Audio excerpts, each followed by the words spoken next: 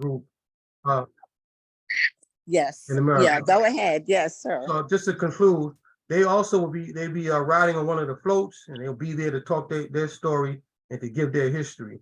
It's about maybe 10 or 12 of them that are still living and still alive, and they will be with us on Juneteenth.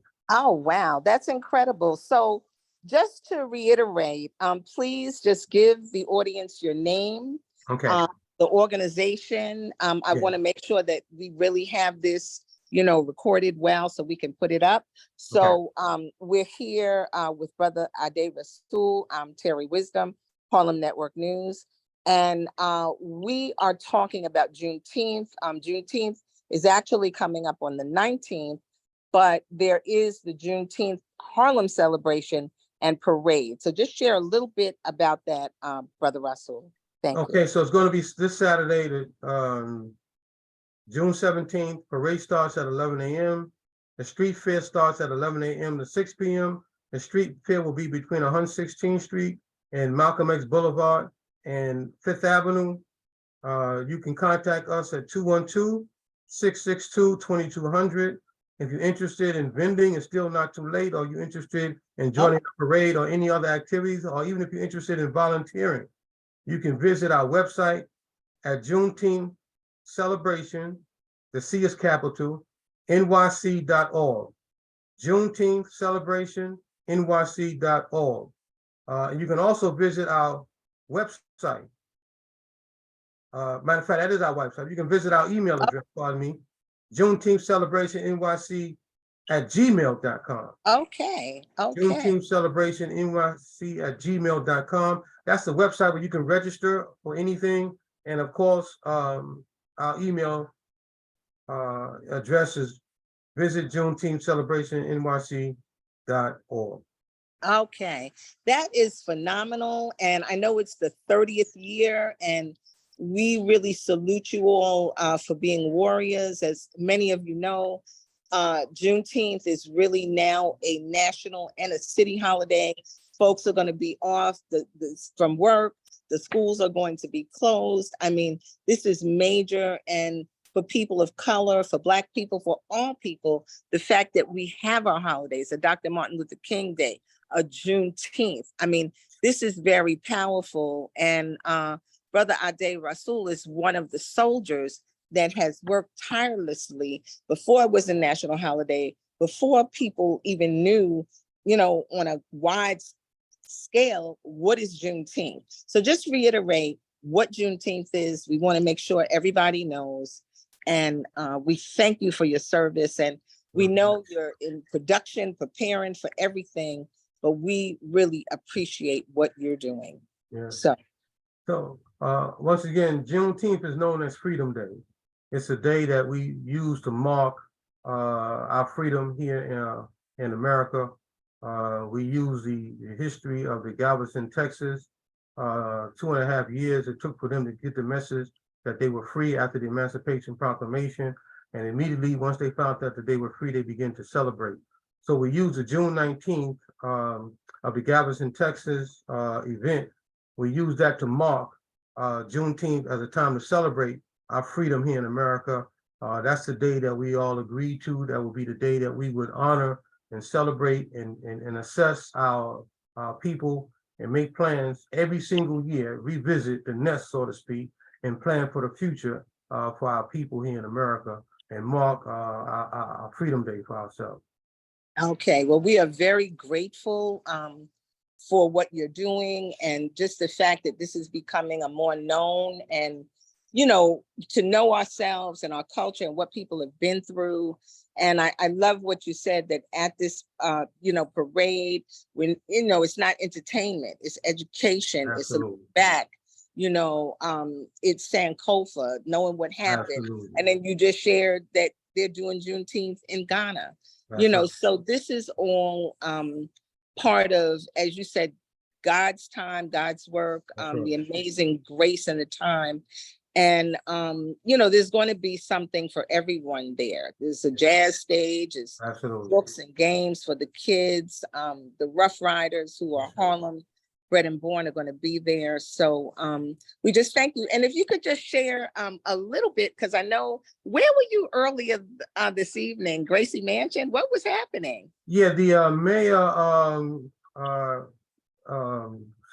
kicked off all of the Juneteenth events this month. As we know, he signed the legislation allowing for all of the city workers to be off for that day so they can join into the festivities. So he had all of the Juneteenth organizations throughout the city, and some even outside of New York City. He invited them to Gracie Mansion as a networking opportunity to solidify coordination in regards to Juneteenth efforts, flag raising, parades, etc., across the city. So Okay. that was a very historical first on his part, and to go to show you that he's doing his part. All we have to do is our part in remembrance of the freedom movement. We got to keep the freedom movement alive. The mayor's allowing us with that opportunity, and we need to take advantage of it, and not stay in the bed all day and not shop till we drop, All but right. educated and connect with our people and see how we can make ourselves better. And educate our children, our elders. Absolutely. And the elders with the Honeys and Bears swim group are going to be out there.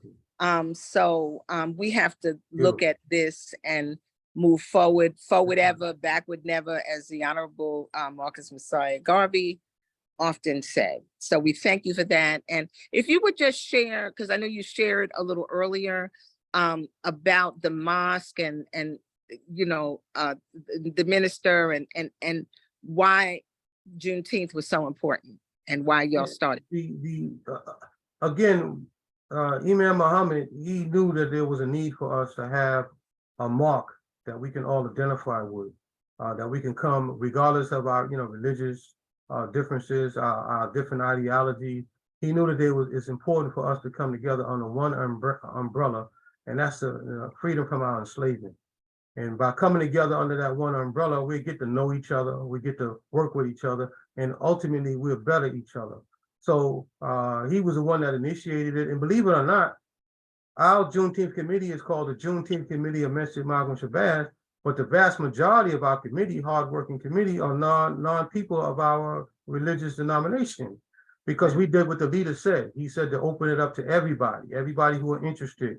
And we did that, and we're so thankful that the good people of Harlem and the surrounding areas have answered the call, and we have not closed our door. We swing it open wide, and they're the ones that are really working to make this thing happen. And it's really phenomenal to see the different groups, different denominations coming under one concept and one idea and doing it so well in our own respective areas. And we don't have no differences because we all focus on the one goal, and that is, as you said, to educate our people and to tell our stories. Yes.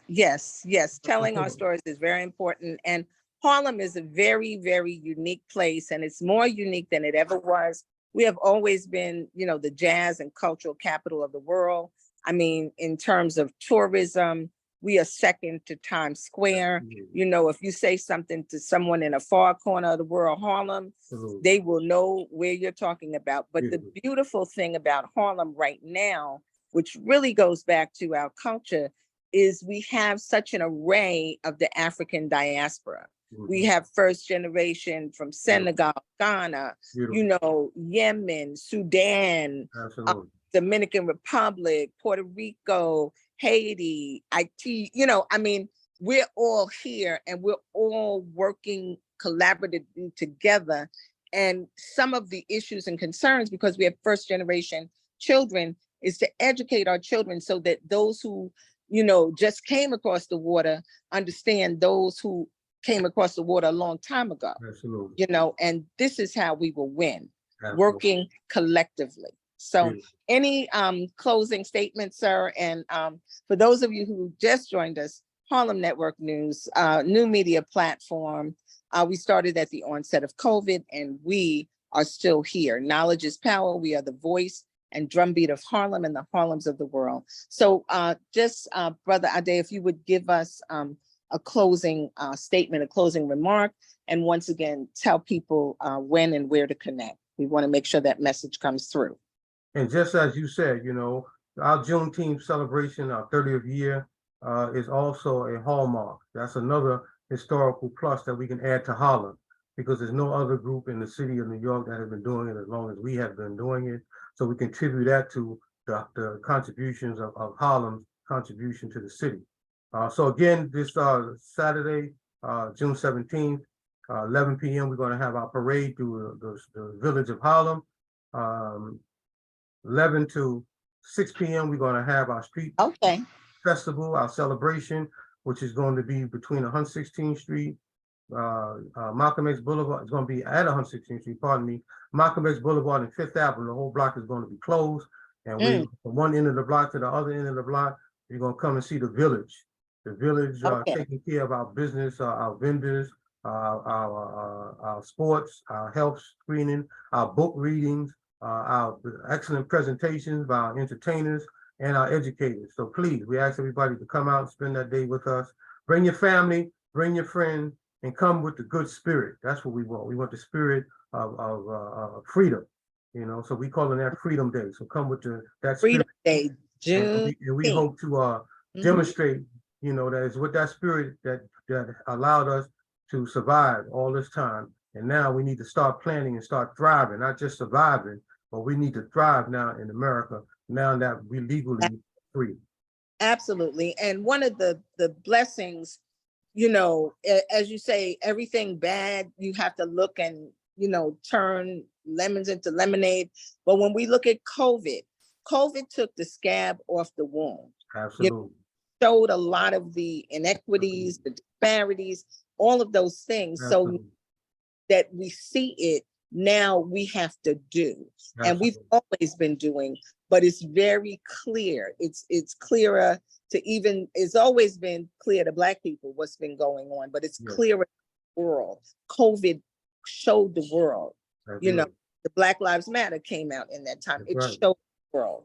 And media plays such an important role, which is why we ask you to salute and celebrate Harlem Network News. It's 3 years. And we are still here. We continue. We're going to be having a great fundraiser and information and celebrating some of our Harlem and Harlem of the World heroes on the 26th from 6 to 9 at the Dwyer Cultural Center. And you'll hear more about that. But I thank you for taking this time and for doing the work you do. And I know you got grand marshals and committees and doing something as massive, and for many years, I know it takes a village to do that. And I thank you for coming to represent those members of that village that have been with you. And it's my understanding from Sister Asato that's been working with you that you all are, some of the people are the children and the children's children of those who started the movement. Absolutely. So continuance is very important. We have to lay the groundwork, lay the foundation, continue to work and keep our legacy alive. So thank you, Brother Abdul Rasul, Ade Rasul. That's right. And Terry, we thank you. We most graciously thank you. Your beginnings, your early beginnings is just like our early beginnings.